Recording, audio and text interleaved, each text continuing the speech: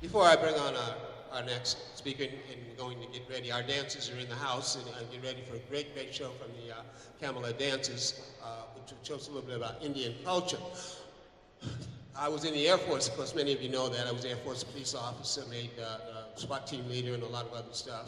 Before that, yes, I was what they used to call thug life. So when I walked up on these two brothers, I knew immediately they were law enforcement. But of course, now we love law enforcement. I love law enforcement. I was a law enforcement officer. Please put your hands together to all law enforcement officers in the house. Now they're here to just observe, take care, make sure that we're all good. Yes, yes, they deserve it. I mean, they are our finest, Phoenix's finest. Thank you so much for that. And certainly we send our best to Police Chief Jerry Williams. I was actually a volunteer coordinator on her husband's very, very, very first run back when he was running for the city council, Cody Williams. Now he's Judge Cody Williams. We work together. Now I'm going to bring up one of our great speakers who's going to talk to you a little bit, and she is actually going to be introducing the dancers. We've known Farhana for some time. But we would see her at different places along with her husband, Raphael. And they would see us and we would see them and we would wonder, I guess, who are they? And they would wonder, I guess, who are we? A few years ago, they came to what we're doing and became enrolled in our commitment. We are enrolled in their commitment. We are for each other. You people who don't know that, that's the way to have success, is actually being for the other guy and not for yourself. Farhana knows a little bit about that. Put your hands together for Farhana Shifa.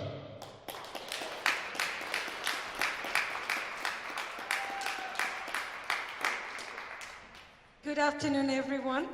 February is a very special month to me for two reasons. Not only is it Black History Month, also 21st February is International Mother Language Day that's celebrated globally. I'm a native speaker, Bengali-speaking person. My ancestor in 1952, they had to die to preserve the right to speak in Bengali. And then it took almost a couple of years to get the right that they can speak in their own language, in their own territory.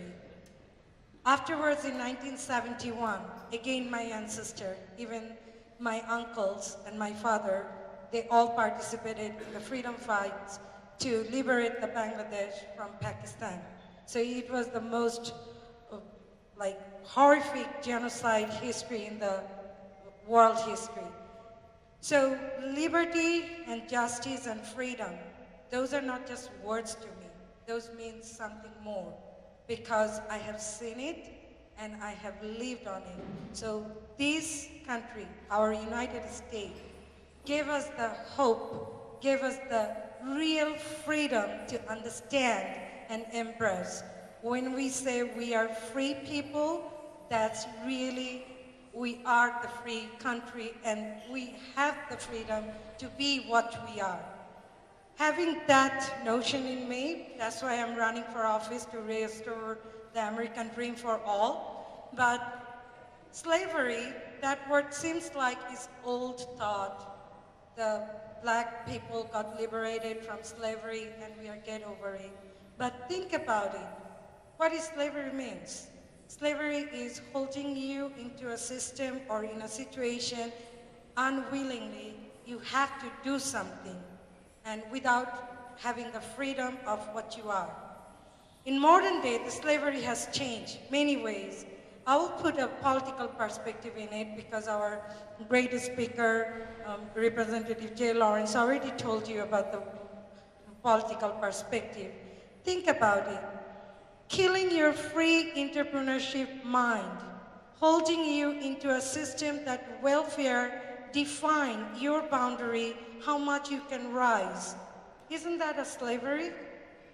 The society is doing it. And we are trying to liberate those people, letting them believe what is the free entrepreneurship means and what potential you have and how much you can go for. Now think about other kind of slavery. This device made us slave in a way. How much time we give away to this device and do not look into the neighbors, friends, or the children around us. We even keep on ourselves busy reading about the policies, reading about all those happening in the world, but we are not paying attention to our neighbor or our friends or our children to pay attention to rectify what is needed right at this moment. We are enslaved with those things too. So now think about it. The community is enslaved by the stereotyping. One community doesn't want to break the boundary to come to the other community. That's another kind of slavery, in my opinion. We need to tear down those boundaries. We need to unite ourselves as American first.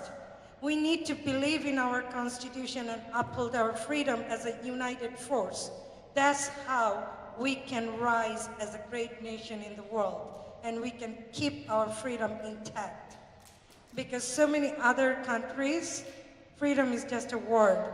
It's not a test they got in their lifestyle, but we did, and we will secure that for our future generation. So I urge you to look around and try to help each other. I always say stereotyping is lack of knowledge. I don't know you. That's why I do a stereotype about you. And also, generalization is the biggest enemy of all because we create enemies among friends. Race bait, color, is become old thought.